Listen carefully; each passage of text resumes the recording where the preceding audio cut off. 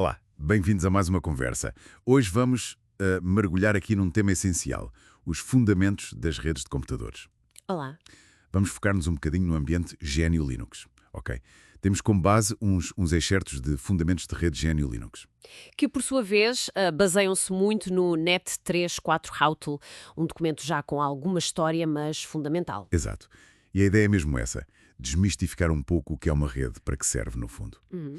Então, para começar mesmo pelo básico, o que é que define uma rede, segundo este material? Olha, de forma muito direta, o texto diz que uma rede é, basicamente, a ligação fisicológica, não é? De duas ou mais máquinas. Só isso. Duas máquinas ligadas? Bem, o propósito é que define. A ligação existe para partilhar recursos entre elas. É esse o objetivo central. Ah, ok. Partilhar recursos.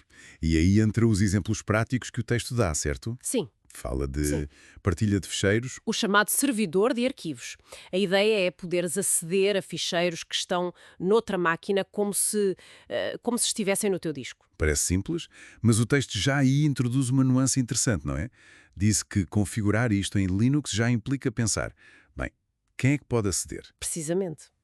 E isso estende-se aos outros exemplos. Partilhar impressoras, o servidor de impressão, ou partilhar o acesso à internet, o servidor proxy, Uhum, e até disponibilizar páginas web internas, mail, chat, o que eles chamam um servidor de internet intranet. certo. Mas o ponto-chave, que me parece que o material sublinha bem, é que mal começas a partilhar, pumba, surge logo a necessidade de gerir isso. E de segurança. Faz todo o sentido, quer dizer, se eu ponho algo à disposição, quero controlar quem lá mexe. O texto fala disso, de permissões. Sim, permissões de acesso, mas vai mais além. Fala em registar tentativas de violação, usar firewalls, configurar pontos. Ok, firewalls, pontes. Como é que isso entra na equação da partilha em Linux, concretamente? Como é que o sistema ajuda a controlar isso? Bem, o material sugere que estas ferramentas, como as firewalls, pensa no IP-tables ou NF-tables em Linux, e as pontes são cruciais para controlar o tráfego. O tráfego entre as máquinas. Exatamente. Entre quem partilha e quem acede. Permitem definir regras muito específicas, muito granulares, sobre que tipo de acesso é permitido àquele recurso partilhado. Não é só ligar e usar, é ligar e definir como se usa. Controlo granular. Gosto disso.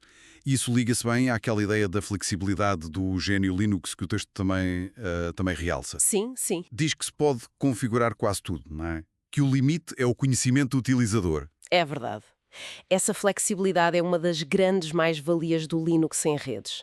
Podes adaptar tudo às tuas necessidades, desde uma rede caseira super simples até infraestruturas muito complexas. Mas isso não pode ser também, uma complicação?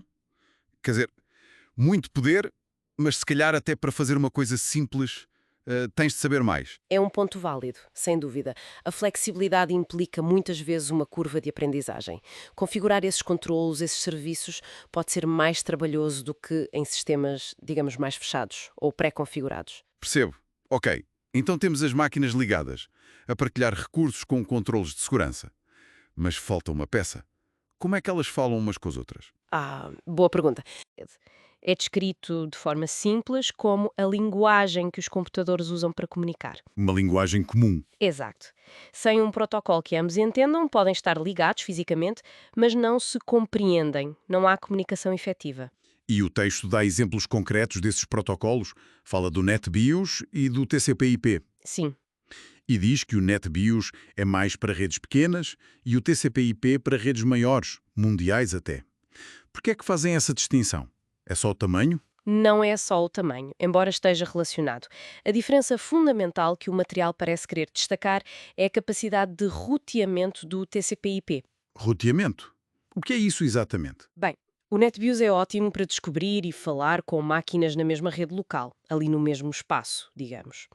Mas o TCP/IP, ele foi desenhado de raiz a pensar em ligar redes diferentes umas às outras. Ah, A capacidade de roteamento significa que um pacote de dados TCP/IP sabe encontrar o caminho certo, mesmo que tenha de passar por várias redes, vários saltos para chegar ao destino. ok. Então não é só gerir mais máquinas, é saber navegar entre redes diferentes. É isso que permite a internet funcionar à escala global. Precisamente.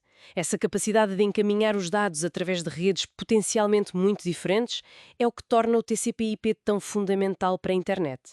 E o Linux, historicamente, sempre foi muito forte em implementar e a gerir esta pilha TCP/IP, incluindo o roteamento. Percebo.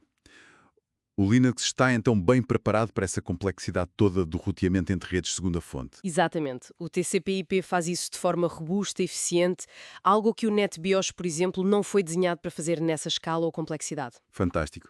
Então, se tivéssemos que resumir as ideias-chave disto tudo, uma rede liga computadores para quê? Para partilhar recursos. Sim, ficheiros, impressoras, acesso à net, o que for. Mas essa partilha implica logo pensar em controlo, em segurança. E aí o Linux oferece muita flexibilidade, certo? Embora talvez exija mais conhecimento. Certo, flexibilidade, mas com uma curva de aprendizagem associada. E a comunicação entre eles depende de protocolos. Protocolos, as linguagens. E o TCP/IP destaca-se pela capacidade de roteamento, de ligar redes diferentes, essencial para a internet. Exatamente. É um bom resumo do essencial. E agora, para terminar, alguma ideia final que isto nos possa deixar a pensar? Olha, talvez possamos começar a reparar mais nas redes que usamos todos os dias sem pensar. A rede Wi-Fi em casa, o acesso ao e-mail no trabalho, a ligação ao website do outro lado do mundo. Uhum. Por baixo disso tudo, muitas vezes, estão estes princípios. Partilha, controlo, protocolos como o TCP/IP e, frequentemente, sistemas Linux a fazerem tudo funcionar nos bastidores. É verdade. Perceber um bocadinho destes fundamentos, se calhar é um convite a explorar mais como é que este nosso mundo digital, tão interligado, realmente funciona. É fascinante. Sem dúvida. Fica a reflexão. Muito obrigado por esta conversa. Obrigada eu.